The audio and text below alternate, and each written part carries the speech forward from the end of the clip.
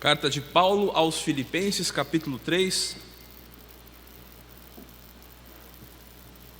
Nós vamos estudar do versículo 17 até o verso 1 do capítulo 4, conforme o boletim que encontra, e os irmãos provavelmente já estão aí, têm em mãos. Todavia, vale lembrar de alguns pontos que estudamos em estudos anteriores, pontos que são de bastante importância, bastante relevantes para o estudo de hoje. Antes de mais nada, eu queria convidar os irmãos a estarem atentos em um objetivo. O objetivo deste pregador aqui hoje é trazer à igreja ao conhecimento dos cuidados, veja no título de vocês aí no boletim, dos cuidados da verdadeira igreja de Cristo. Os cuidados da igreja. Enfatizando alguns pontos que os irmãos vão perceber isso no correr do estudo, que será o cuidado que a igreja deve ter, seguindo os passos idôneos, cuidando ou tomando o cuidado, o devido cuidado para com os inimigos da cruz, tendo a consciência da pátria celeste, esperando por Cristo Jesus e tendo tão somente a sua confiança depositada nele. Vai apitar. Tendo tão somente a sua confiança depositada nele. Por isso, meus irmãos, vamos retornar logo no início do capítulo 3, passar os olhos e entender um pouco em que situação nos encontramos. Os irmãos sabem, já reiteradamente disse aqui a essa igreja que o apóstolo Paulo encontra-se preso e escreve a uma igreja que ele tinha total conhecimento, sabia quem eram os irmãos, pois foi seu pastor, seu primeiro pastor, o fundador dessa igreja, o apóstolo Paulo. Igreja de Filipos. Então, ao escrever para a igreja de Filipos, ele, resumindo, ele procura administrar em 3 pontos específicos avisos para aquela igreja. Primeiro, porque ele tinha recebido informação de Epafrodito a respeito de a condição que aqueles irmãos se encontravam, as dificuldades que eles poderiam estar sofrendo diante da perseguição, porque eram servos fiéis. Também ele enaltece esse ponto, a operosidade desses irmãos. Nós passamos por tudo isso. Vimos também um aviso que ele faz aos irmãos para que eles não se preocupassem com a situação que eles se encontravam. O apóstolo Paulo estava preso, e muitos ali poderiam estar, o apóstolo preso, que dificuldade, deve estar passando dificuldade, mas o apóstolo os conforta dizendo, estou aqui para isso. E mesmo em cadeia o evangelho tem avançado, tem progredido. Tudo isso, meus irmãos, nós vimos. E então chegamos a um outro ponto que é crucial, que é a exortação a que a igreja permaneça atenta diante das dificuldades que haveriam de ocorrer, conquanto a inserção de um falso ensino, uma falsa doutrina que pervertia o evangelho da cruz. Vamos fazer a leitura do texto, depois a gente volta de ponto a ponto. A partir do verso 17, meus irmãos, acompanhemos. Irmãos, sede imitadores meus e observai os que andam segundo o modelo que tendes em nós. Pois muitos andam entre nós, dos quais repetidas vezes eu vos dizia e agora vos digo, até chorando, que são inimigos da cruz de Cristo. O destino deles é a perdição, o Deus deles é o ventre e a glória deles está na sua infâmia, visto que só se preocupam com as coisas terrenas. Pois a nossa pátria está nos céus, de onde também aguardamos o Salvador, o Senhor Jesus Cristo, o qual transformará o nosso corpo de humilhação para ser igual ao corpo da sua glória, segundo a eficácia do poder que ele tem de até subordinar a si todas as coisas. Portanto, meus irmãos, amados e muito saudosos, minha alegria e coroa, sim, amados, permanecei deste modo firmes no Senhor. Que texto, né, meus irmãos? Que texto o apóstolo Paulo escreve aos Filipenses, o cuidado, o carinho.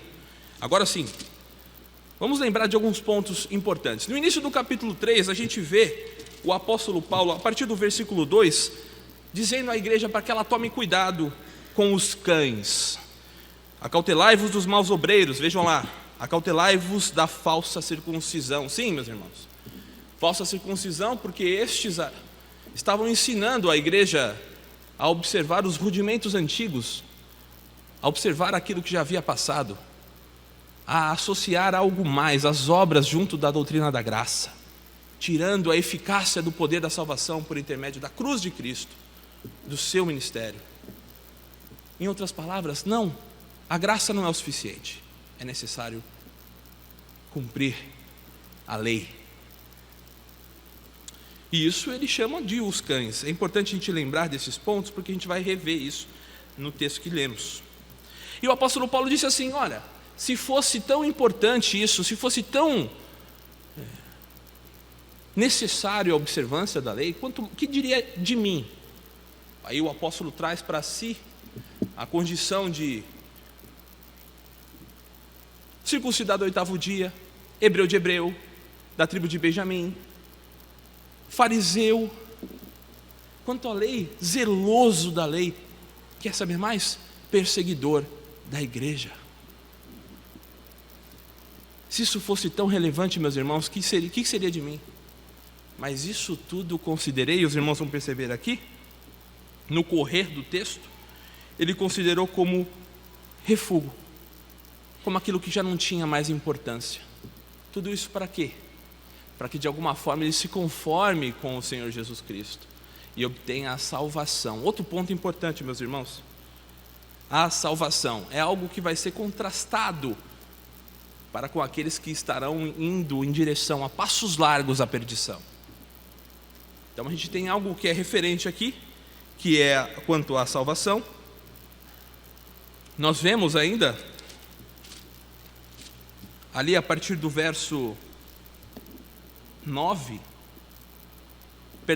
8, onde ele diz: sim, deveras considero tudo como perda. A respeito disso, a respeito da observância da lei, verso 8, tudo como perda, por causa do quê? Da sublimidade, do conhecimento do Senhor Jesus, elevado, sublime. Tudo quanto eu vivia e observava, isto eu considero como perda, como refúgio, ultrapassado, não vale, por conta da sublimidade do conhecimento de Deus. Nós estudamos aqui, queridos irmãos, nas aulas, pela graça de Deus, pude ministrar à igreja, a importância do conhecimento de Deus, quanto é necessário nós termos isso. E aqui o apóstolo enfatiza o conhecimento do Senhor Jesus, a sublimidade desse conhecimento. E ainda continua: não tendo justiça própria que procede da lei. Percebem? Aqui está em jogo a justiça própria, o individualismo, a autopromoção, a santidade extremada, que na realidade não quer mostrar santidade, na realidade quer mostrar que é capaz, em relação ao verdadeiro sentimento de dependência do nosso Senhor. Não tendo justiça própria que procede da lei, senão a que é mediante a fé em Cristo Jesus. Fé em Cristo. A justiça esta que procede de Deus e é baseada na fé. Fé. Para conhecer o poder da sua ressurreição e a comunhão dos seus sofrimentos, conformando-me com ele na sua morte, para que de algum modo alcançar a ressurreição dentre os mortos. Até aqui tudo bem. Então nós chegamos no último estudo nosso, caminhamos com a soberana vocação. Inclusive foi encaminhado aos irmãos um texto, podendo sintetizar o conteúdo aqui apresentado. E neste ponto aqui, meus irmãos, o apóstolo volta e diz assim: nós estamos falando de salvação, mas não pensem que eu alcancei isso, não. Porque até mesmo o apóstolo Paulo poderia ser considerado um arrogante, mas ele já se põe num lugar e diz assim: eu estou na mesma condição de vocês, estou trabalhando para isso, estou seguindo rumo ao alvo.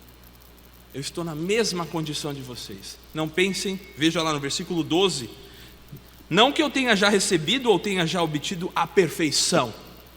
E essa perfeição, queridos irmãos, só será alcançada no dia em que o nosso Senhor Jesus voltar. Não pensei vós que serão perfeitos aqui. só no dia da volta do nosso Deus, o nosso Salvador. Mas, aqui a conjunção adversativa, mas prossigo para conquistar aquilo para o que também foi conquistado por Cristo Jesus. Então os irmãos percebem que ele está dizendo: eu não alcancei ainda a perfeição, mas eu sigo em direção ao alvo. E ainda diz mais: uma coisa faço, esquecendo-me das coisas que para trás ficam e avançando para as que diante de mim estão. Uma pergunta vem à cabeça: o que são essas coisas que para trás ficam? Tudo aquilo que ele disse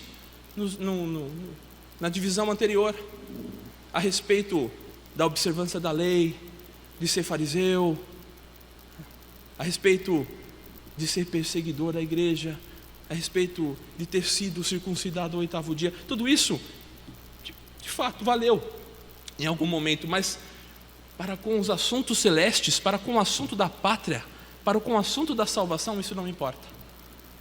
O que importa é tão somente Cristo.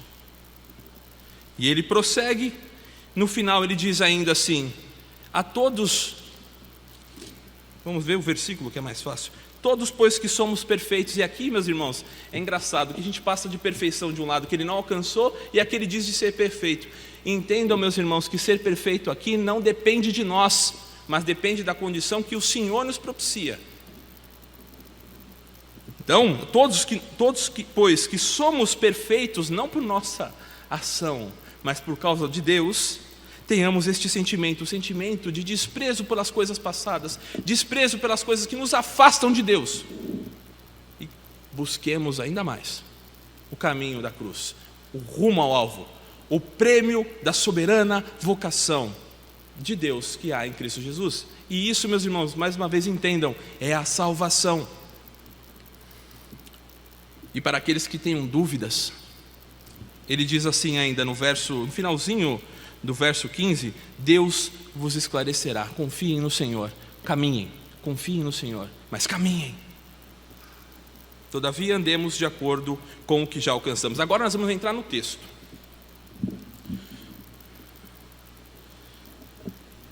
E a gente volta para o primeiro ponto, que é em relação à igreja, meus irmãos.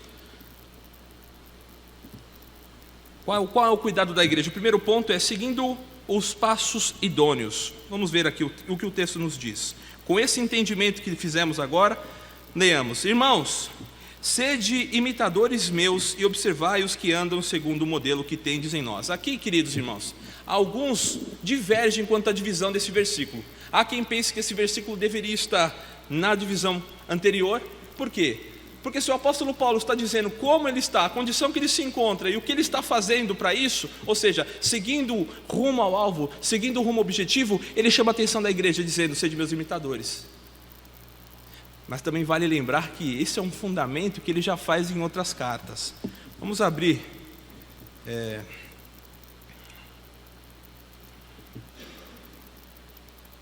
na primeira carta aos Coríntios.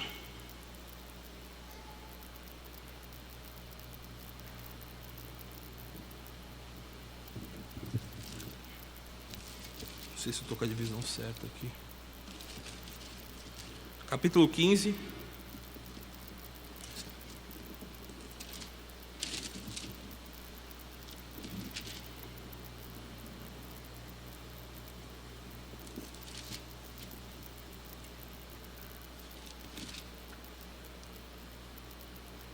Perdão, meus irmãos, a divisão, o versículo eu não anotei corretamente. Mas os irmãos vão lembrar do texto. Ele diz assim: sede meus imitadores, como eu sou de Cristo. Capítulo 11, verso 1. O reverendo me ajudou aqui. Primeira carta aos Coríntios, capítulo 11, verso 1. Desculpem, igreja, por esse descuido. Mas os irmãos se lembram desse versículo. Então, queridos, não entendam isso como pretensioso da parte do apóstolo Paulo. Não. Porque ele está dizendo que segue o modelo de Cristo. E aí vem na sequência mais um motivo para a gente não pensar que é pretensão dele. Ele diz o seguinte: e observai os que andam segundo o modelo que tendes em nós. Observai aqueles que também andam em conformidade com a doutrina, com aqueles que ensinam a doutrina, com a autoridade dos apóstolos, com a autoridade do apóstolo Paulo, que ensinou isso à igreja, ele sim está trazendo para si a autoridade, irmãos. Ele está trazendo para a igreja a questão de observar a autoridade. O apóstolo é o modelo, porque segue o modelo de Cristo. E aqueles que andam em conformidade com o apóstolo também devem ser seguidos. Então não entendam isso como pretensão ou como pretensioso o apóstolo, mas como um modelo a ser seguido. Mas agora vem uma pergunta para nós que estamos aqui ouvindo essa palavra. Não temos o apóstolo Paulo a seguir. Não temos um apóstolo que nos escreva cartas. Nós temos autoridades eclesiásticas que foram constituídas em eleições, mas pela vontade de Deus. Todavia, meus irmãos, qual seria a nossa referência, se não as Escrituras Sagradas? Então, por isso, irmãos, a igreja deve seguir os passos daqueles que andam em conformidade com as Escrituras. A autoridade que anda, não é isso que nós respondemos quando estamos aqui à frente ou vamos ser recebidos pela igreja, publicamente? Se vamos nos sujeitar às autoridades da igreja, enquanto elas forem fiéis às Sagradas Escrituras, respondemos como? Sim. Por isso, irmãos, a igreja deve estar atenta a isso, pois como a igreja vai saber discernir daqueles que são e não são, se não tiverem conhecimento da palavra de Deus? É uma chamada de atenção. Estudemos a palavra, debrucemo-nos nela, conheçamos a Deus. E seguindo, nós temos um outro ponto, o verso 18 diz: Pois muitos andam entre nós, dos quais repetidas vezes eu vos dizia, e agora vos digo até chorando, que são inimigos da cruz de Cristo. O destino deles é a perdição, o Deus deles é o ventre, e a glória deles está na sua infâmia, visto que só se preocupam com as coisas terrenas. Irmãos, a palavra é duríssima, duríssima. Sabe por quê? Porque esse chamado à atenção da igreja para seguir os passos daqueles que andam em conformidade com a palavra de Deus, ele constrata com aqueles que não fazem isso. E sabe onde eles estão? Na igreja. Eles estão na igreja. Vou fazer a citação de João Calvino. Os irmãos têm acompanhado comigo, eu sempre cito alguma coisa, porque eu tenho feito estudo junto, acompanhado do nosso irmão. E ele diz o seguinte dessa passagem: inquestionavelmente pessoas desse tipo, dos quais foram anunciados agora, que enfraquecem a influência do ministério por buscarem seus interesses pessoais, às vezes fazem mais estrago do que se fizessem franca oposição a Cristo. Se estivessem do outro lado da rua, nos ofendendo, fariam menos estrago, porque eles estão no nosso meio.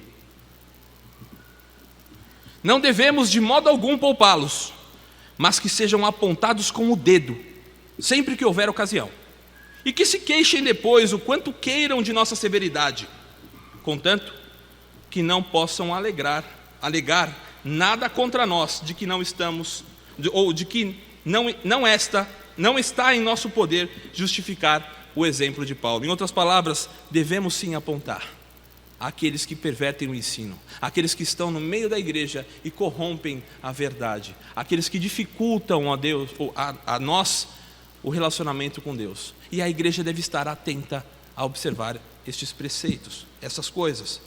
Por quê, meus irmãos? Quer saber o porquê que a igreja tem que estar atenta a observar isso? Vejam lá o verso 19, qual é o destino destes. O destino deles é o inferno, a perdição. O Deus deles é o ventre. Preocupam-se somente com eles mesmos. Não estão preocupados com a verdade, não estão interessados em construir um relacionamento vivo. Isso é o que o apóstolo está dizendo a respeito daquele povo. Vocês estão percebendo, queridos? Não pensemos nós que quando passamos por dificuldades, e agora eu chamo a atenção da igreja, quando passamos por dificuldades como igrejas, não pensemos que isso é exclusividade nossa aqui.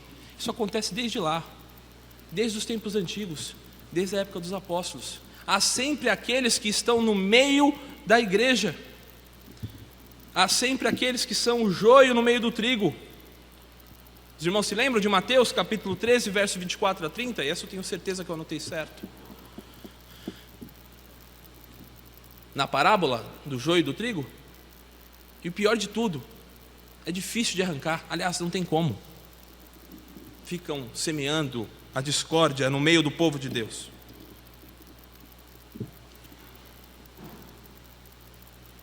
E a glória? A glória deles está no quê?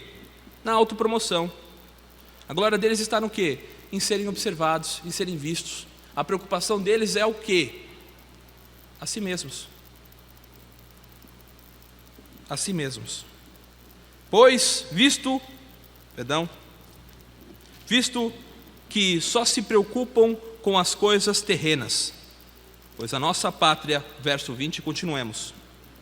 A nossa pátria está nos céus, de onde também aguardamos o Salvador, o Senhor Jesus Cristo, o qual transformará o nosso corpo de humilhação para ser igual ao corpo da sua glória, segundo a eficácia do poder que ele tem, até de subordinar a si todas as coisas.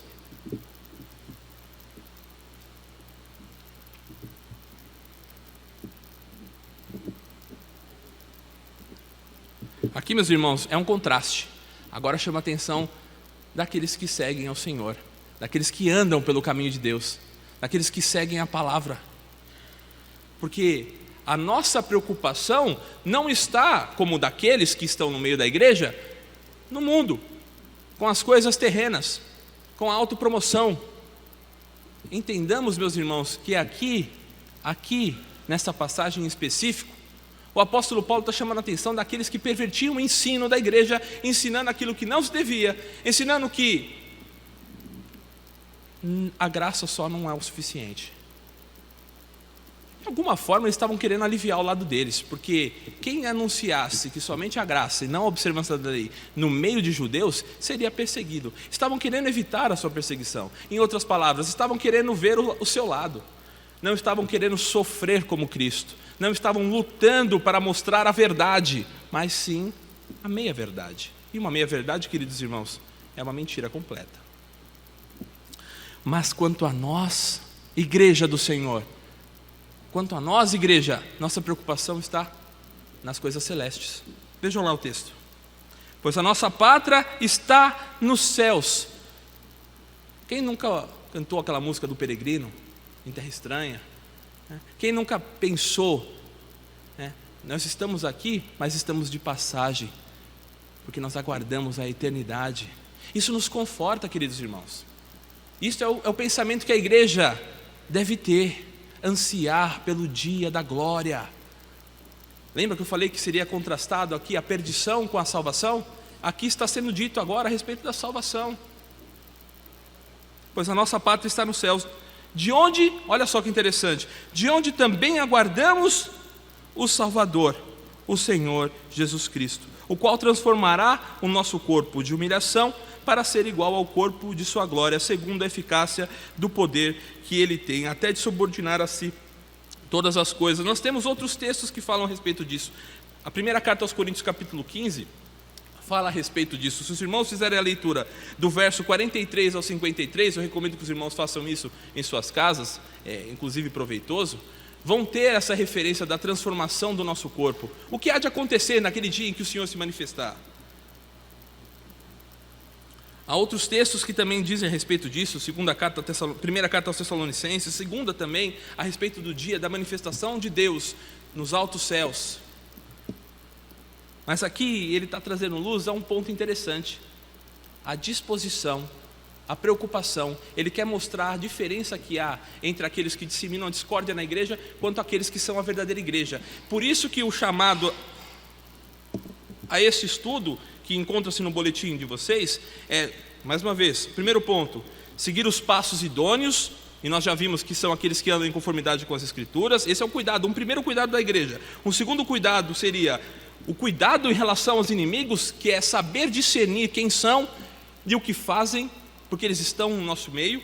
E o terceiro, meus irmãos, é ter a consciência da pátria celeste. Essa é a consciência que nós devemos ter, esperar, ansiar pela volta do nosso Senhor, que também está junto com isso. Veja lá, qual é o ponto D? Esperar a Cristo, que virá dos céus. E aqui, meus irmãos, vale de conhecimento. Olha que interessante, o final do versículo 21, o qual transformará o nosso corpo de humilhação para ser igual ao corpo da sua glória. Então nós teremos nossos corpos à semelhança do corpo do Senhor. Nós vemos isso. E diz, segundo a eficácia do poder que Ele tem de até subordinar a si todas as coisas. Meus irmãos, Jesus Cristo é Deus. A prerrogativa de Deus Ele tem, de subordinar a si todas as coisas. Foi Ele quem criou todas as coisas.